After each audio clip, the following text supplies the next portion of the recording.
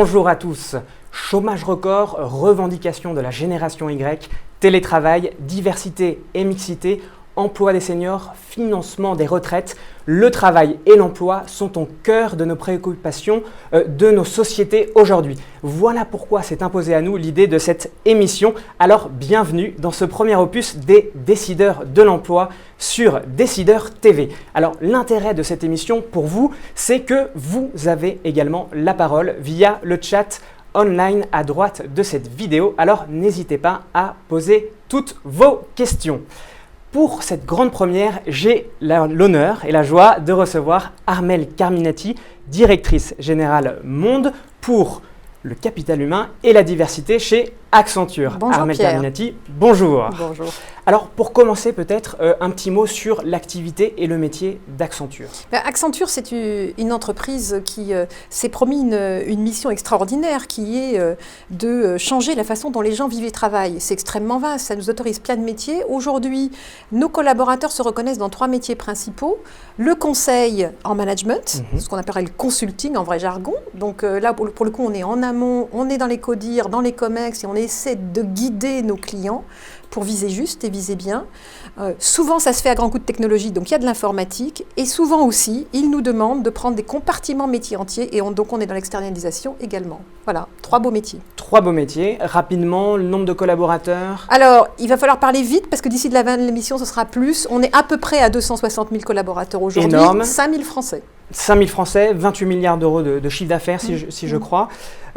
Alors, vous connaissez sûrement l'ouvrage de Jérémy Rifkin, La fin du travail, écrit en 1997.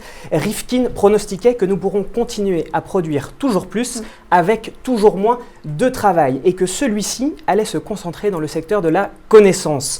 Cette petite élite d'entrepreneurs, de scientifiques, de professeurs et de consultant. Alors finalement, le conseil ne connaît pas la crise. Vous embauchez chez Accenture, c'est un métier d'avenir? Bien entendu. Au niveau mondial, il nous faut recruter à peu près 60 000 personnes par an. C'est un bon millier en France. Cette année, on va osciller entre 900 et 1200. On verra bien comment va se terminer l'année fiscale, qui pour nous est une année scolaire. Elle se termine le 31 août. Mais oui, nous sommes gourmands de talents parce que c'est ce que nos clients discernent, c'est ce qu'ils veulent.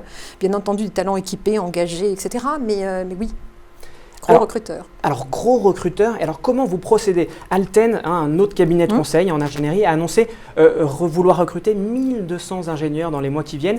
Ils ont organisé une tournée à travers la France, dans quelques villes. Alors, est-ce que Accenture, voilà, qu'est-ce que vous avez comme initiative de ce genre? Est-ce que vous le faites? Qu'est-ce qui est prévu? Alors, on ne travaille pas territorialement sur quelques bureaux comme Toulouse, comme Nantes. Bien entendu, nous avons des opérations assez géographiques. Mais on travaille beaucoup en ciblant les jeunes là où ils étudient en ce moment. Donc, c'est des opérations sur les campus des universités. C'est des opérations sur les campus des grandes écoles. Là où finalement, les jeunes sont en train de chercher ce qu'on leur serine depuis l'an 2000, qui est have a dream, suis ta passion. Et souvent, même à 22, 23, 24 ans, on ne sait pas bien quelle passion on peut avoir. Et donc Accenture est là, sur les campus, pour essayer de leur expliquer et leur raconter nos beaux métiers. Alors, c'est une question intéressante que vous nous dites. Et alors, je vais rebondir sur une question d'une internaute, Valérie. Comment gérez-vous votre génération Y et leur rapport nouveau à la hiérarchie? Alors, parce qu'effectivement, vous rappelez cette dimension de rêve. Si on peut résumer en 3 points la génération Y, c'est peut-être avoir un bon job, un emploi du temps convenable et également s'engager de manière éthique. Et avoir du sens, et servir une cause, trouver quelque chose. Alors, la génération Y, certains la découvrent chez Accenture, c'est déjà 60% de nos rangs. En 2006 déjà, je l'étudiais de près, puisqu'en 2006 déjà, ils étaient là en train de suivre des entretiens de recrutement avec des managers chez nous qui étaient assez désarçonnés par les questions de l'époque et qui s'interrogeaient en disant « mais qu'est-ce qu'on leur a fait manger dans les cantines de l'école? Que leur racontent les profs? Pourquoi nous posent-ils les questions? On a fait les mêmes écoles et les préoccupations sont totalement différentes. » En 2006, quand j'ai interrogé les quelques dizaines de pays d'Accenture pour savoir si la génération Y était une question pour eux, je n'avais que 2 patrons de pays à l'époque qui m'ont dit « mais qu'est-ce que tu racontes? Je ne les connais pas. » C'était le Japon et la Corée. Et là, il y a une fragmentation générationnelle, une vraie distance, et donc les patrons de l'époque ne fréquentaient pas les jeunes, c'était pas aperçu des mangas à Tokyo, etc.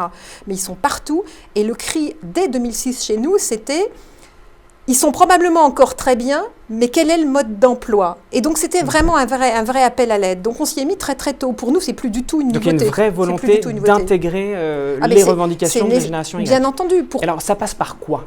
Pour plein de raisons. Ça passe par leur expliquer à quoi ça sert et pas simplement ce qu'il faut faire. Donc, c'est un tout petit peu de temps de contextualisation au début de l'entreprise, au début de chaque mission qui est confiée, leur expliquer la grande direction générale, leur donner envie de contribuer au grand tout. Et là, bien entendu, c'est une jeunesse flamboyante, donc, énergique, comme toujours. Bien sûr. Donc, il y a un travail de pédagogie à faire sur les managers actuels pour leur expliquer qu'il faut expliquer justement. Vous avez tout à fait raison, Pierre. En fait, les dirigeants dont je fais partie, déjà baby-boomers, j'allais dire presque les grands-parents des jeunes qui rentrent, on a finalement moins de fréquentation quotidienne de ces jeunes-là et presque un peu d'attendrissement grand-parental. Il y a presque une génération. C'est la génération qui nous sépare, ce qu'on a appelé la génération X, la génération sandwich, comme je dis de temps en temps, qui finalement les voit au quotidien, les manage au quotidien, les jeunes, finalement sont eux-mêmes un tout petit peu désarçonnés et dépourvus et n'ont pas été traités de cette façon-là avec le soin que l'on prend nous pour les Y et se sentent un peu court-circuités.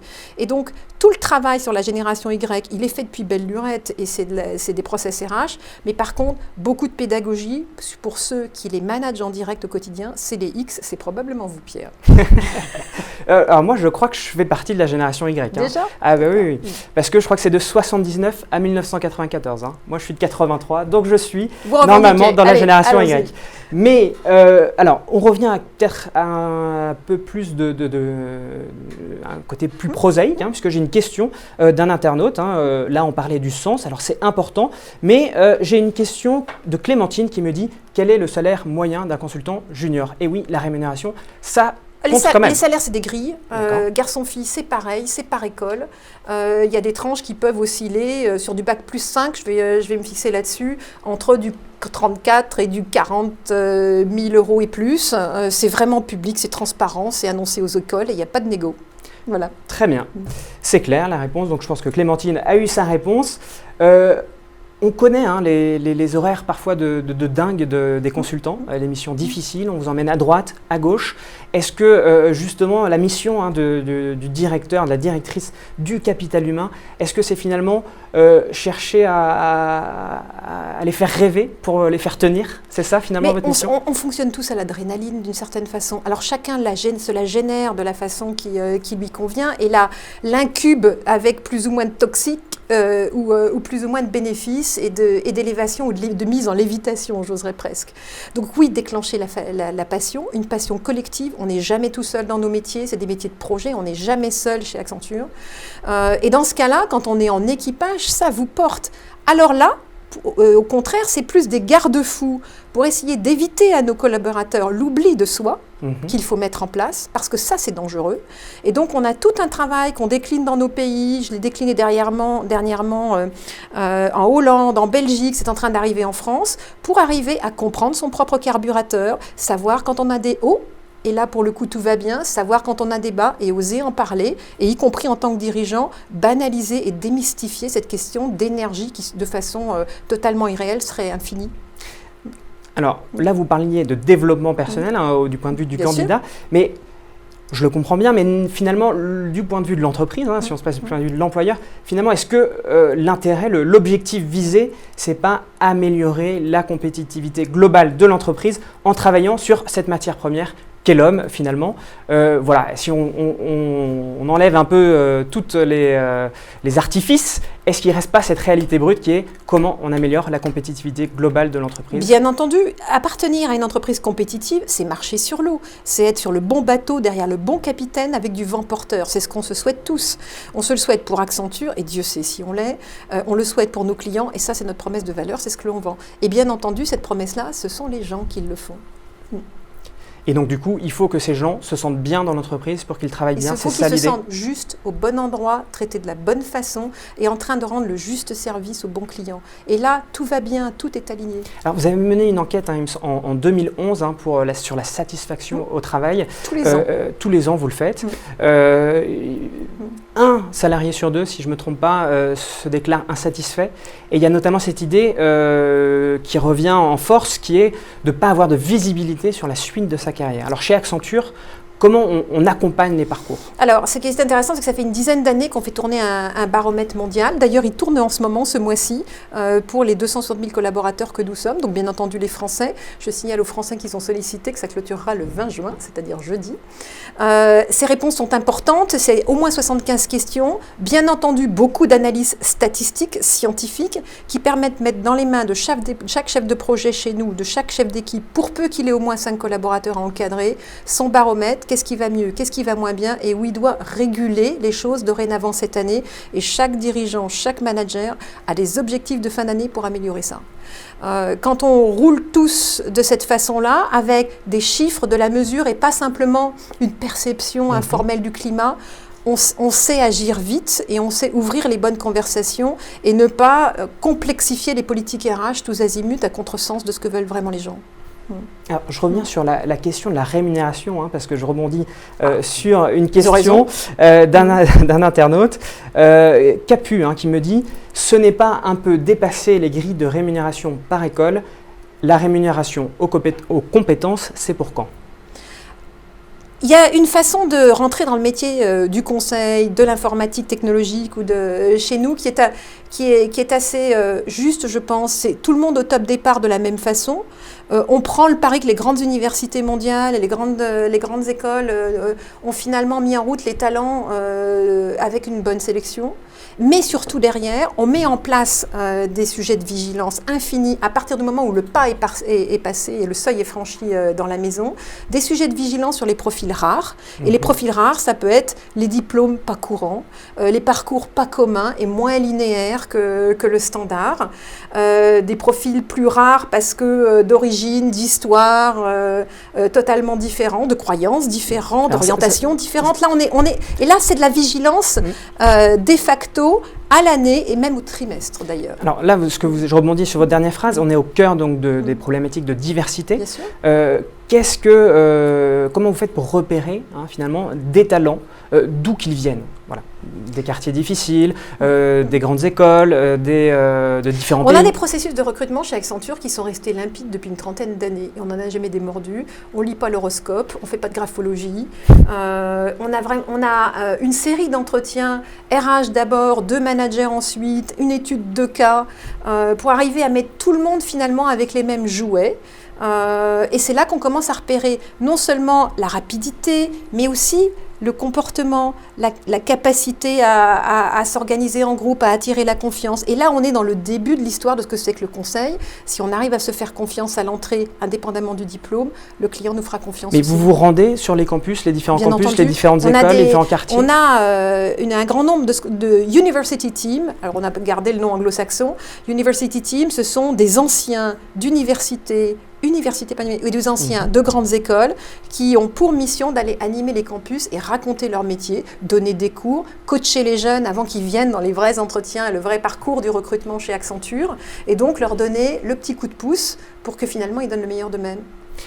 Petite question un peu provocatrice, Karine, on parlait tout à l'heure effectivement de l'idée qu'on veut intégrer les revendications de la génération Y, on veut donner du sens. Vous avez une politique dans ce sens. Mais Karine demande, alors qu'est-ce qui explique ce gros turnover?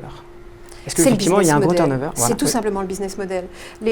Alors, je fais partie des gens qui typiquement n'ont pas turnoveré depuis 26 ans. Donc ça n'est pas systématique. Mais la promesse d'Accenture, c'est de l'employabilité. C'est de dire que vous fassiez 2 ans, 5 ans, 10 ans, 25 ans chez nous, vous allez avoir un accélérateur de carrière, une gourmandise sur tout ce que vous ferez, un parcours tellement varié que vous allez prendre 2G dans le dos et quand vous serez sur le marché, donc vous serez tout équipé pour ce que vous choisirez, vous aurez la main. Et donc, en fait, le conseil, c'est quand on n'a pas encore choisi ce qu'on voulait faire. C'est exactement ce que je me suis dit il y a 26 ans. Donc vous n'avez toujours pas choisi, vous. Alors, après celle des 9 et 10 juillet, une deuxième conférence sociale doit se tenir jeudi et vendredi de cette semaine. Les instances représentatives des salariés et des employeurs seront présentes. Vous êtes la présidente du comité de diversité du MEDEF. Est-ce qu'à ce titre, vous allez y assister ? Je ne sais pas encore si la question des diversités sera à l'ordre du jour. C'était le souhait bien entendu du MEDEF, c'est le souhait aussi de quelques organisations syndicales représentatives des salariés.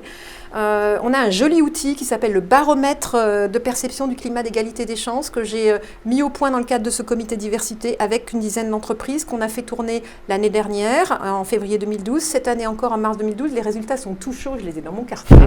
Ils disent beaucoup de choses sur la façon dont les salariés vivent leur boîte, dans la façon dont ils se sentent regardés, dans la façon dont ils voient le regard peser sur certains autres autour d'eux, quelles sont les mauvaises blagues, de quoi on ose parler, est-ce que finalement il y a de la facilité de carrière pour tout le monde, et donc bien entendu j'espère bien que cet outil sera d'intérêt. Certaines organisations syndicales en ont montré de l'intérêt là-dessus. D'accord. Peut-être pas dès ce mois de juillet, on verra bien. Très bien. La réforme de la formation professionnelle devrait constituer un des thèmes principaux de cette conférence. Alors justement, la formation, j'imagine, c'est au cœur des problématiques du capital humain. Comment ça se passe chez Accenture ? 6% du chiffre d'affaires tous les ans, du local à l'étranger et beaucoup de virtuel aussi. Ce sont en général dans les 2 premières années 2 fois 2 semaines de formation qui sont données aux jeunes qui nous rejoignent. Donc c'est finalement, on apprend en marchant, on marche en apprenant, et c'est élémentaire à la fois pour notre promesse employeur vis-à-vis de ceux qui nous rejoignent, et puis aussi pour que nos clients nous trouvent crédibles quand on leur fait débarquer dans le cadre d'une mission, jamais tout seul et bien encadré, quelqu'un qui est à peine diplômé. Est-ce que vous prenez des jeunes en alternance ? Bien souvent entendu. on est en avance. En alternance, oui, depuis quelques années, et on est en train d'augmenter la cadence. Et puis les apprentis, par contre, on était un peu retardataires là-dessus. Je ne peux pas vous raconter qu'on était les meilleurs du monde partout. Les apprentis, on a commencé cette année, on a commencé avec une dizaine. Et là, c'est très intéressant. Les tuteurs, d'ailleurs, nous le disent. Très bien. Alors, une question, je sais que vous avez aussi une casquette promotion des carrières des femmes en entreprise. J'ai une question justement de Cam qui me dit, est-ce qu'on peut faire une grande carrière et être mère de famille ? 3 filles. Sous-entendu chez Accenture. Voilà. Alors, moi, je le vois par exemple dans mon équipe conseil RH, parce que je fais du capital humain, mais dans mon équipe conseil RH, il se trouve que sur ces dernières années, j'ai promu au niveau dirigeante des femmes qui étaétaient toutes mères de 3 enfants. J'en ai pas non plus fait un critère de recrutement sur le thème, puisque j'en ai 3, il faut que vous en ayez 3, je ne suis pas ridicule à ce point-là, mais c'est tout simplement l'observation que quand on veut beaucoup et qu'on s'organise et qu'on est bien épaulé et qu'on sait quoi demander au boulot, à son propre chef, à ses propres équipes sur qui on peut se reposer un peu aussi sans être la patronne parfaite, et puis également à la maison, on peut tout faire advenir pour peu qu'il n'y ait pas d'accident de la vie. Ça, c'est ma seule réserve. Alors, vous parliez subrepticement de votre parcours. J'ai envie d'y revenir un peu. Vous avez évolué, vous le rappeliez tout à l'heure, depuis une vingtaine d'années chez Accenture. Vous avez avancé doucement mais sûrement, selon vos propres mots. J'ai lu ça dans un article. Vous y êtes rentré en 1986 et vous émergez finalement 20 ans plus tard, si je puis dire, en menant un programme de transformation sur la distribution, puis en dirigeant ce même secteur de la distribution au niveau européen. Vous êtes associé d'Accenture depuis 2000, cette même année où justement vous lancez le programme Accent sur elle destiné à favoriser la carrière des femmes, et vous êtes donc nommée depuis 2006 directrice générale monde du capital humain et de la diversité. Alors quand vous évoquez votre carrière, vous dites que votre route a été jalonnée de mentors et de sponsors. Oui. Alors ma première question, c'est qu'est-ce qu'un mentor, qu'est-ce qu'un sponsor ? Alors il y a une grande différence, Pierre. Un mentor, c'est quelqu'un qui finalement, de façon assez intime, dans le privé, va vous susurrer des opinions, des conseils, avec une immense bienveillance, mais qui, sorti de son bureau, mouille pas la chemise forcément pour vous. Un sponsor, c'est tout l'inverse, c'est quelqu'un qui, même quand vous n'êtes pas là, dit ce qu'il pense de bien de vous, vous suggère à d'autres dans son propre réseau et finalement vous met le pied à l'étrier. Il y a une enquête américaine qui était intéressante qui dit depuis qu'on s'occupe des femmes, les femmes sont 3 fois plus mentorées que les hommes, mais 2 fois moins sponsorisées. Ça veut tout dire. Et donc, j'en étais même d'ailleurs à un point il y a quelques années avec mes clients et dans le cadre des membres de mon réseau Accenturel, ces 1200 femmes cadres, par finir de leur dire « Stop mentoring ». Start sponsoring. Non pas que le mentoring ne serve à rien, mais c'est largement insuffisant pour propulser une carrière.